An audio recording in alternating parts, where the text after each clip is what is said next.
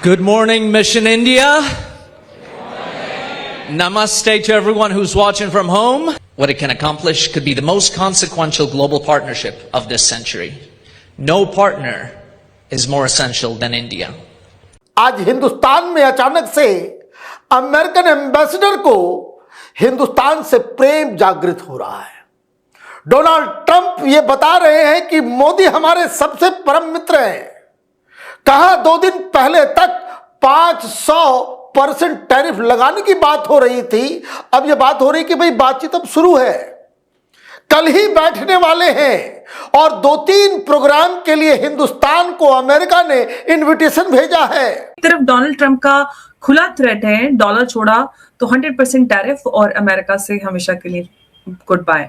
दूसरी तरफ वॉशिंगटन से ये सूदिंग वर्ड्स सुनने के लिए आते हैं कि real friends can disagree, India is essential, actively engage on trade. तो सवाल ये है कि दोस्ती है या diplomatic double speak. Modi ji बोलते हैं, मोदी जी की तरफ से और मोदी जी के ऊपर इतना टारगेट है भी ट्रंप साहब का कि भैया कॉल किया, कॉल नहीं किया, कॉल किया, कॉल नहीं किया। और उसकी ऐसा नहीं कि ऐसे ही बोल दिया, there is a plan behind it. हमेशा please understand, I would request audience to understand this कि ऐसे ही नहीं होता है। पैक्स सिलिका में हिंदुस्तान को बुलाया गया है, बड़ा इंपॉर्टेंट मीटिंग बताया जा रहा है और यह कहा जा रहा है अमेरिका के द्वारा, ट्रंप प्रशासन के द्वारा, कि हिंदुस्तान से बेहतर तो कोई दोस्त ही नहीं है। अचानक ये बदलाव क्यों आया? उनसे मांगे में कि आप मोदी साहब को हमारे हवाले कर दें, अजीत देवल को हमारे साथ हवाले कर दें। किसको चाहिए? कौन चाहिए? लोग इन्वॉल्व रहे। कौन चाहिए? कौन चाहिए? मोदी साहब, मोदी साहब चाहिए। और कौन चाहिए? अजीत देवल साहब चाहिए। अच्छा, अगर ये दोनों चाहिए ना तो पाकिस्तान की हस्ती टूट जाएगी। जय हिंद। आज साथियों हम भारत की कूटनीति विश्व स्तर पर देख सकते हैं कि कितनी आगे बढ़ रही है। क्योंकि साथियों अमेरिका जैसे देश के मुंह से ऐसे बातें निकलवाना बहुत ही मुश्किल है।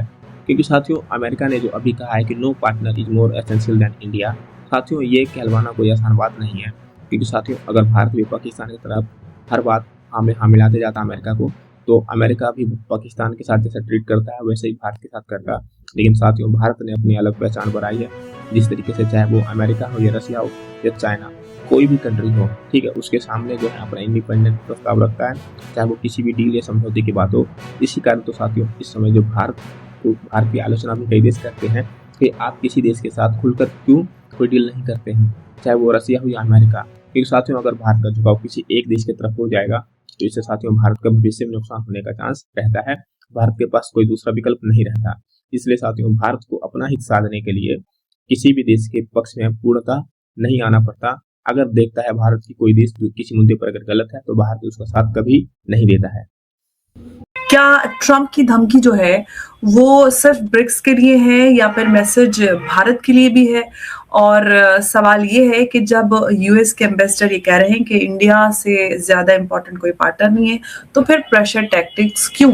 इसी पर आज की चर्चा। और इस सब के बीच में यूएस एम्बेसडर ने भी कहा कि बहुत जल्द डोनाल्ड ट्रंप भारत आ सकते हैं। तो इसी पर आज की चर्चा की आखिर क्या है समझने की कोशिश करेंगे और मेरे साथ हैं इसी पर चर्चा के लिए उमेश जी। उमेश जी बहुत स्वागत है आपका, नमस्कार। जय सिया राम अंबर जी।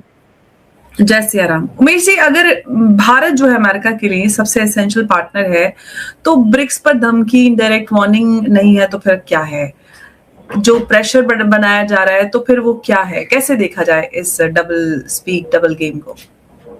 देखिए, डोनाल्ड ट्रंप जब से आए हैं वो एक तरह से फेवरेबल डील लेके आना चाहते हैं अमेरिका के लिए।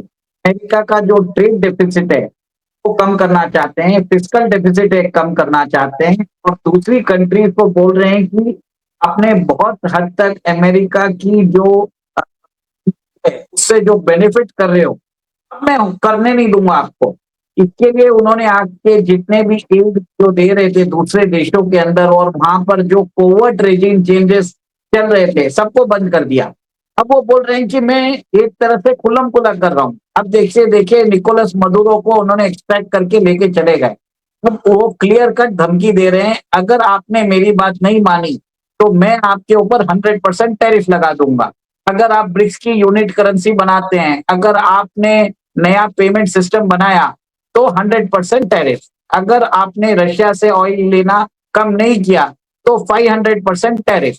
सीधी बात है कि अब जो है रशिया के जो तेल के ऊपर जो डिस्काउंटेड तेल से भारत को फायदा हो रहा था और भारत उसी तेल को रीरूट करके यूरोप को बेच रहा था, अमेरिका को इससे तकलीफ हो गई है।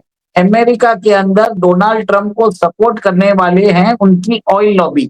अब ऑयल लॉबी चाहता है कि ये जो भारत है रशिया से डिस्काउंटेड ऑयल लेना बंद करे। और वो बोलते ऐसे कैजुअली है, but most of the time there is a way to put pressure, there is a way to, जिसको कहते हैं ना, जो डिस्कशन है उसको एक पर्टिकुलर डायरेक्शन में ले जाने के लिए किया जाता है। उसने क्या कहा कि ये ट्रेड डील तो ऑलमोस्ट हो गया था,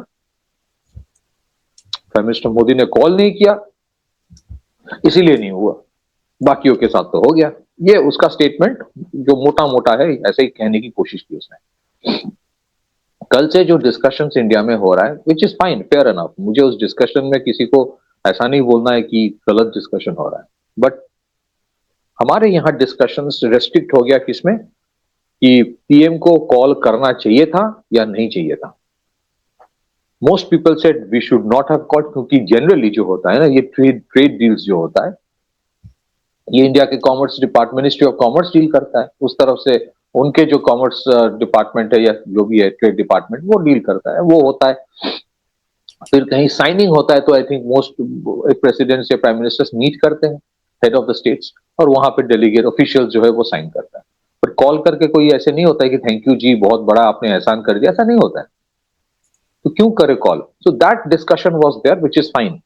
मुझे यहां तक आई हर्ड सम पीपल जिनको इंडस्ट्री में रिस्पेक्ट किया जाता है, unfortunately some of them were also saying कि PM should have called, which I found very awkward. कि बोल रहा है कि यूएस तो बड़ा पावर है ना, कॉल करना चाहिए। भाई आपके पर्टिकुलर बिजनेस यूएस के साथ हो सकता है।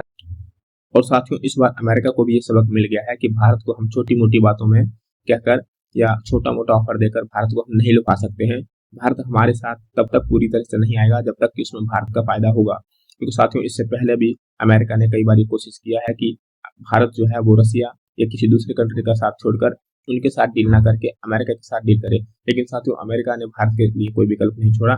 अगर भारत उसके साथ डील करता भी है तो वो पहली बात तो इंडिया को जो चीज देता है, कोई सेवा या सर्विस देता है तो बहुत महंगा देता है, जिससे इंडिया को साथियों नुकसान ही रहता है।